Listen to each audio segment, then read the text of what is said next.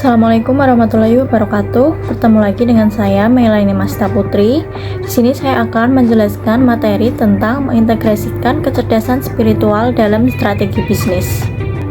Langsung saja pada materi yang pertama, bagaimana kecerdasan emosional dan spiritual dapat membantu mengatasi tantangan dalam perumusan strategi pemasaran. Di sini saya cantumkan 4 poin. Yang pertama, ada memahami kebutuhan konsumen. EQ membantu pemasar memahami dan berempati terhadap kebutuhan dan preferensi konsumen. Yang kedua, ada pengelolaan emosi. EQ memungkinkan pemasar untuk tetap tenang dan mengelola emosi dalam situasi penuh tekanan, seperti ketika menghadapi kritik atau perubahan pasar. Yang ketiga, ada pengambilan keputusan yang lebih etis. SQ mendorong pemasar untuk mempertimbangkan aspek moral dan etika, sehingga keputusan bisnis lebih bertanggung jawab dan berkelanjutan. Yang keempat, ada pemberian makna pada produk atau jasa. SQ memungkinkan pemasar menyampaikan nilai dan makna lebih dalam pada produk atau jasa yang dapat menarik konsumen secara emosional. Slide selanjutnya, apa saja peran EQ dalam pemasaran? Di sini saya cantumkan 4 poin. Yang pertama, ada pengelolaan emosi pribadi. EQ membantu pemasar mengenali dan mengelola emosi mereka sendiri, mendukung pengambilan keputusan yang lebih objektif dan rasional. Yang kedua, pemahaman emosi konsumen. Memungkinkan pemasar membaca emosi konsumen, mengidentifikasi perasaan dan motivasi mereka untuk merancang kampanye yang relevan secara emosional. Yang ketiga, respons yang relevan dan autentik. Pemasar dengan EQ tinggi dapat merespon kebutuhan emosional konsumen secara autentik, menciptakan pesan yang sesuai dan membangun koneksi emosional. Yang keempat, peningkatan loyalitas konsumen. Kampanye yang berbicara langsung kepada emosi konsumen lebih efektif dalam menarik perhatian dan menciptakan loyalitas. Slide selanjutnya, ada apa saja peran SQ dalam pemasaran. Sini yang pertama, ada landasan etis dan moral. SQ menyediakan fondasi moral yang mendorong pemasar untuk membuat keputusan yang etis dan bermakna, mempertimbangkan dampak sosial dan lingkungan dari tindakan pemasaran. Yang kedua, pengambilan keputusan yang bermakna. SQ membantu pemasar menggabungkan tujuan bisnis dengan nilai spiritual seperti keadilan dan tanggung jawab sosial, sehingga strategi yang dirancang memberikan dampak jangka panjang dan bukan sekedar keuntungan material. Yang ketiga, pemahaman emosi dan kebutuhan konsumen. Kombinasi EQ dan SQ memungkinkan pemasar selaras dengan kebutuhan emosional dan spiritual konsumen, menciptakan kampanye yang membangun hubungan mendalam dan memenuhi tuntutan akan transparansi serta tanggung jawab sosial.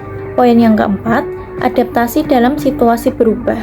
EQ dan SQ membantu pemasar beradaptasi dan menghadapi ketidakpastian dengan mempertahankan etika dan empati terhadap konsumen, bahkan dalam kondisi bisnis yang dinamis. Poin kelima, strategi yang berkelanjutan dan berdampak positif. Integrasi EQ dan SQ menghasilkan strategi yang tidak hanya sukses secara komersial, tetapi juga berkelanjutan dan bermanfaat bagi masyarakat, menciptakan dampak positif yang luas. Selanjutnya, ada peran kecerdasan spiritual dalam membangun kepercayaan dan loyalitas merek. Yang pertama, ada integritas dan kepercayaan.